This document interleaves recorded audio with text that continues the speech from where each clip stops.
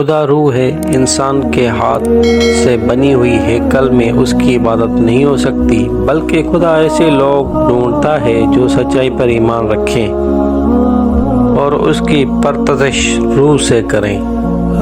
ہم جانتے ہیں کہ مسیح آنے والا ہے اور جب وہ آئے گا تو ہم پر ساری سچائی ظاہر کرے گا۔ تو مسیح کے ساتھ باتیں کر رہی ہے، مجھے جا کر اپنے ساتھیوں کو ڈھونڈنا اور انہیں بتانا چاہیے۔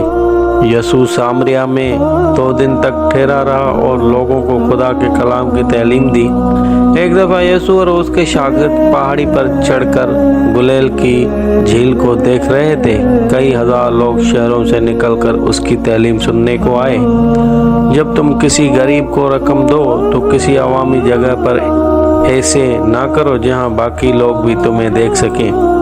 جب تم مذہبی کام کرتے ہو تاکہ تمہاری تعریف لوگوں کے سامنے ہو سکے، لیکن آسمان پر خداوند تمہیں کوئی صلہ نہ دے گا، اس لیے تمہارے دائیں ہاتھ کو معلوم نہ ہو کہ تمہارا بایاں ہاتھ کیا کر رہا ہے۔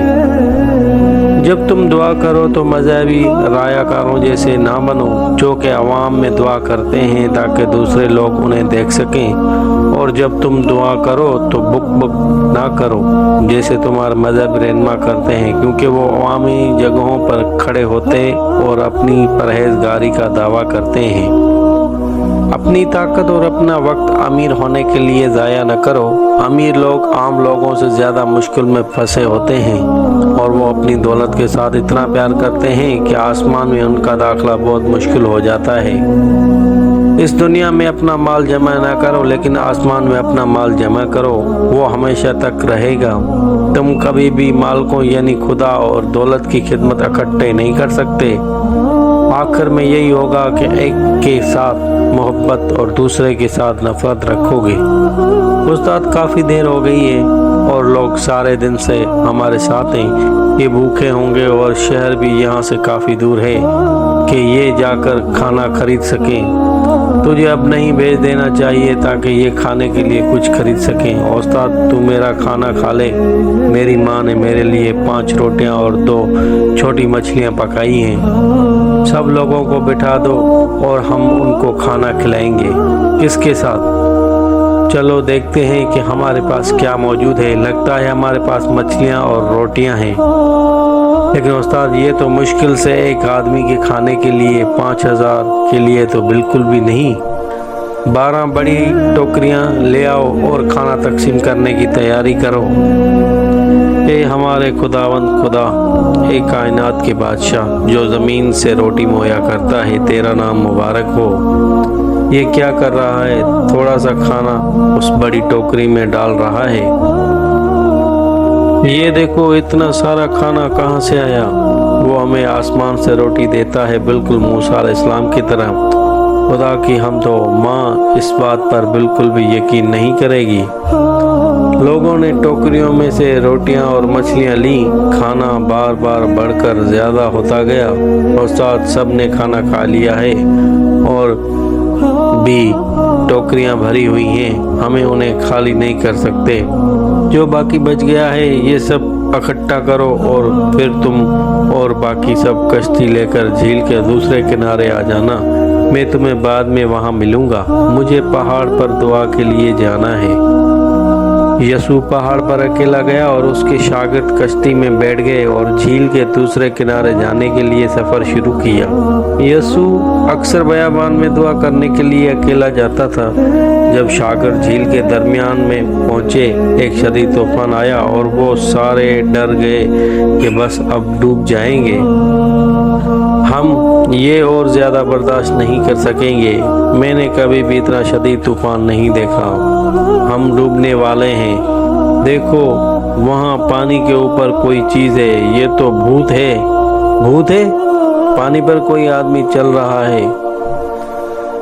خداوند اگر تو ہے تو مجھے اجازت دے کہ جس طرح تو چل رہا ہے میں بھی پانی پر چل کر تیرے پاس آ جاؤں۔ پطرس نہ ڈر، میں ہوں۔ پطرس میری طرف آ۔ خداوند میں آ رہا ہوں۔ پطرس نہیں، پطرس حقیقت میں چل کر مسیح کی طرف جا رہا تھا۔ جب پطرس نے بڑی موجیں دیکھیں اور یسوع سے نظریں ہٹائیں، وہ ڈر گیا۔ خوف نے اس کے ایمان کو ہلا دیا اور وہ ڈوبنا شروع ہو گیا۔ خداوند مجھے بچا، پطرس تو نے مجھ پر شک کرنا شروع کیا۔ یسوع نے پطرس کو واپس کشتی تک پہنچایا۔ وہ دونوں ابھی بھی پانی پر چل رہے تھے۔ پطرس تو پانی پر چلا ہے، تھم جا۔ یسوع نے طوفان کو جھڑکا اور اچانک ہر طرف سکون ہو گیا۔ اے خداوند مجھ سے الگ ہو جا، کیونکہ میں ایک گنہگار انسان ہوں۔ یقیناً تو خدا کا بیٹا ہے، میرے خداوند اور میرے خدا، اسرائیل کا مسیح۔ عید کے ان 5 دنوں میں بہت رش ہوتا ہے۔ یہاں سارے ملک سے لوگ آتے ہیں، کچھ تو اتنی دور سے آتے ہیں جتنا کہ روم اور مصر ہے۔ چلو تالاب پر چلتے ہیں۔ جہاں تک مجھے یاد ہے یہ ہمیشہ سے ہی یہاں ہے۔ کیا تو چاہتا ہے کہ کامل ہو جائے؟ میرے پاس میری مدد کے لیے کوئی بھی نہیں ہے۔ اٹھ، اپنا بستر اٹھا اور چل پھر۔ کیا تو یسوع ہے؟ میں نے تیرے معجزوں کے بارے میں سنا ہے۔ کتنا بے رحم مذاق ہے۔ یہ بندہ بیچارہ 38 برس سے معذور ہے۔ یہ ہمارا مقدس سبت کا دن ہے، اس کو کوئی حق نہیں کہ ہمارے ہاں مداخلت کرے۔ میں نے سنا ہے کہ اس کو ختم کرنے کے لیے ایک تحریک چلی ہے۔ یہ بہت زیادہ توجہ حاصل کرتا جا رہا ہے۔ یہ یسوع اپنے آپ کو سمجھتا کیا ہے؟ کیا یہ مسیح ہے؟ ہاں، یہ لوگوں کو قائل کر لیا ہے کہ یہ معجزے کر سکتا ہے۔ اس کی ٹانگیں یہ بڑھ رہی ہیں، یہ کھڑا ہو رہا ہے۔ ایسا ممکن نہیں۔ خدا کی تعریف ہو، اتنے برسوں بعد یسوع ہی مسیح ہے۔ تو نے سبت کے دن شفا کیوں دی؟ موسیٰ نے ہمیں سبت کے دن آرام کرنے کا حکم دیا ہے۔ سبت کے دن اس بات کی اجازت ہے کہ اگر تیرا بیل گڑھے میں گر جائے تو اسے نکالے۔ کیا میں نے سبت کے دن شفا دے کر شریعت کو توڑا ہے؟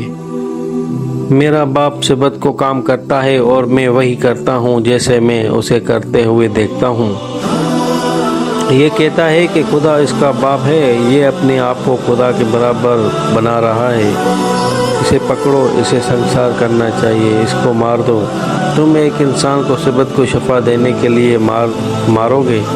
یہ شریعت خلاف بولتا ہے۔ اس نے شریعت کے خلاف کچھ نہیں کہا۔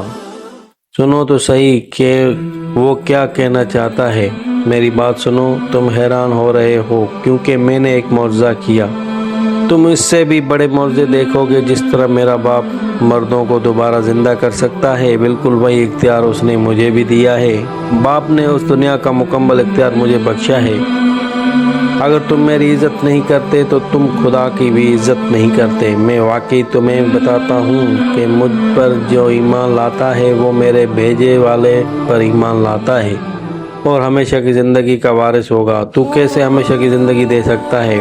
ایک وقت آئے گا جب مردے میری آواز سن کر قبروں سے باہر آ جائیں گے۔ جنہوں نے نیک کام کیے ہیں ابدی زندگی کے لیے اٹھائے جائیں گے، لیکن جنہوں نے برے کام کیے ہیں وہ آگ کی جھیل میں ابدی عذاب کے لیے پھینک دیے جائیں گے۔ یہ خدا کی شان میں گستاخی ہے۔ کوئی بھی شخص مردے زندہ کو نہیں کر سکتا، صرف خداوند ہی ابدی زندگی بخش سکتا ہے۔ تم میرا یقین نہیں کرتے، لیکن یونا نے میرے آنے کی پیشن گوئی کی تھی، اور اسی طرح مقدس صحیفوں میں بھی لکھا ہے۔ صحیفوں میں ڈھونڈو، کیونکہ بہت سی پیشن گوئیاں میرے بارے میں بتاتی ہیں۔ یہ نہ سوچو کہ میں خدا کے سامنے تمہیں قصوروار ٹھہراؤں گا۔ موسیٰ کی شریعت جسے پورا کرنے میں تم ناکام رہے ہو، وہی تمہارے خلاف گواہی دے گا۔ یہی وہ شخص ہے جسے یہ قتل کرنے کی کوشش کر رہے ہیں، لیکن پھر بھی یہ بڑی دیر سے کلام کر رہا ہے اور وہ لوگ کچھ بھی نہیں کر رہے۔ کیا حکمرانوں کو یہ معلوم ہے کہ حقیقت میں یہی مسیح یعنی اسرائیل کا نجات دہندہ ہے؟ شریعت کے عالم یہ تعلیم دیتے ہیں کہ ہمیں نہیں معلوم ہوگا کہ مسیح کہاں سے آئے گا، لیکن ہم جانتے ہیں کہ یہ شخص گلیل کی ایک بڑتی کا بیٹا ہے۔ تم کہتے ہو کہ مجھے جانتے ہو اور یہ بھی جانتے ہو کہ میں کہاں سے آیا ہوں۔ میں اس زمین پر خود ہی نہیں آیا، میرے باپ نے مجھے بھیجا ہے۔ لیکن تم میرے باپ کو نہیں جانتے، میں اسے جانتا ہوں اور اس نے مجھے تمہارے پاس بھیجا ہے۔ اس نے میری بات کیسے سنی؟ وہ سب کچھ جانتا ہے۔ یہ مسیح ہے جس کے آنے کے بارے میں پیشن گوئیاں ہوئی تھی۔ کیا تم یہ امید کرتے ہو کہ جتنے معجزے اس شخص نے کیے ہیں مسیح اس سے بھی زیادہ کر کے دکھائے گا؟